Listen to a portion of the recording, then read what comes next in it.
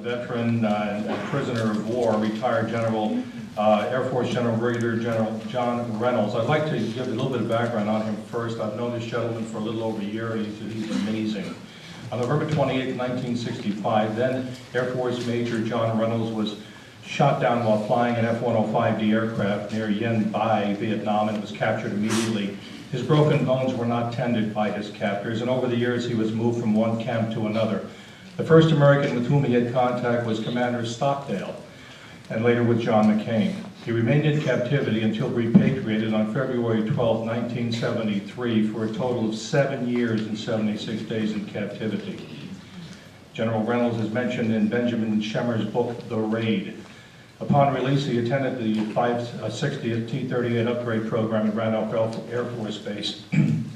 He then attended Duke University before joining the history department at the U.S. Air Force Academy and as an instructor in military history. He obtained his PhD. They asked him what he wanted to do after he was repatriated. He said, go on and get my doctorate. And he later became the U.S. Air Force attaché in Beijing, China. He retired as a Brigadier General from the United States Air Force after 31 years. He and his wife, Emily, reside in Delaware. General Reynolds.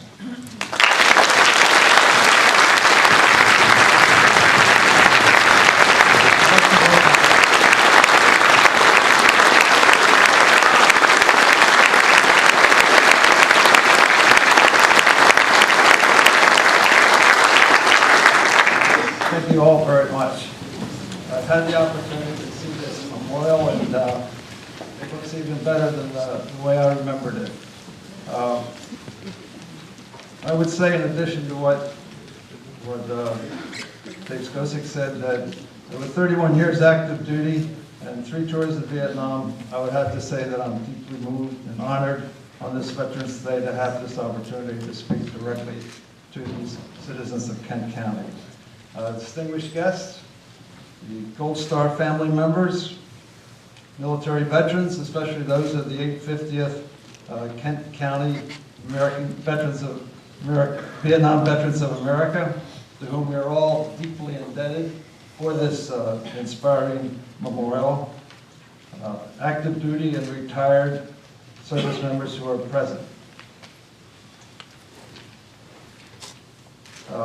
I'm especially honored to have the opportunity to speak to the members of the Gold Star families. They indeed honor us all by their presence.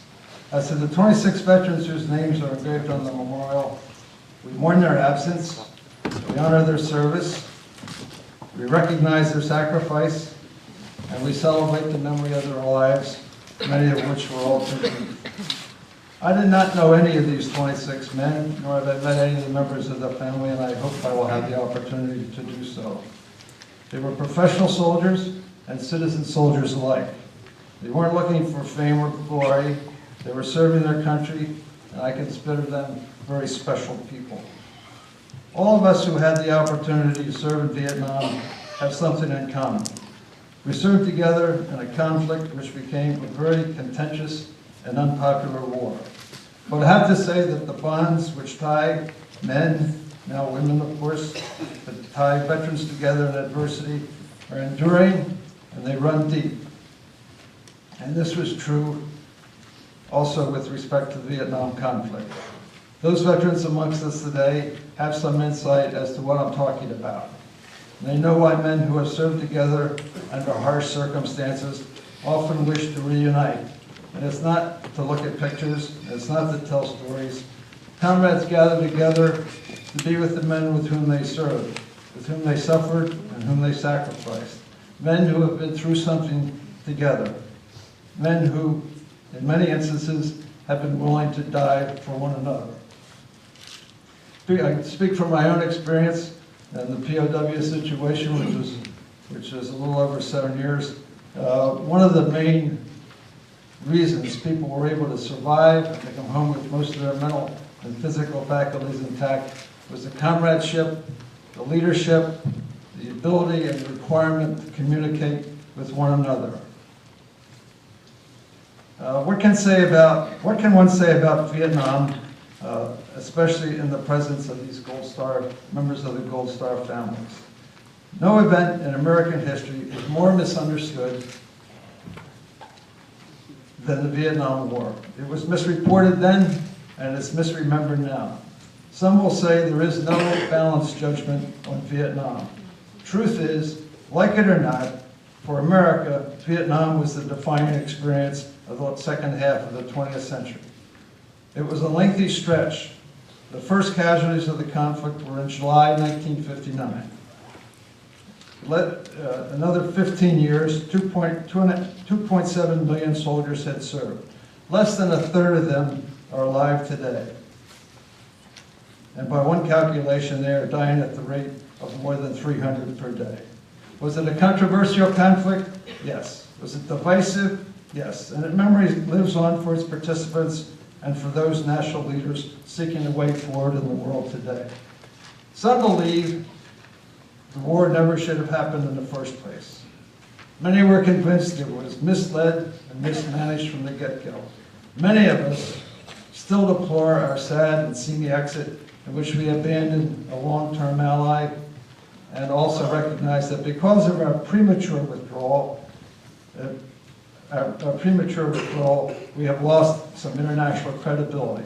It limits our ability to convince not only our enemies, but also our allies that we mean what we say, that we Americans have the will to resolve the commitment to see a conflict through to its end.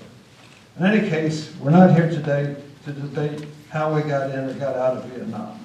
We're here to honor these veterans from Kent County who served in Vietnam, and the 26 who served were either killed in action or still missing, and whose names are engraved on the memorial.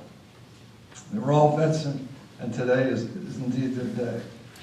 I'm reminded that a veteran, to me, is a very special person, is a soldier or a seaman or an airman who at one point in his life has written and signed a blank check, a check which says, payable to the United States of America for an unknown value, up to and including my life.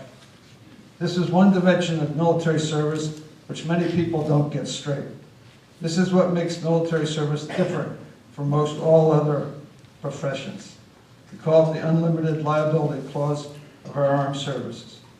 Military service often includes self-sacrifice, known and understood only too well by the members of the Gold Star families who are here today, and to the veterans who suffer from disabilities, whether it be mental or physical, on a permanent basis. These are the men we honor today. My question is, we might well ask the question, will anyone visit this Kent County Memorial? Will they tell their children about it and all that it represents? Will they bring them to see it?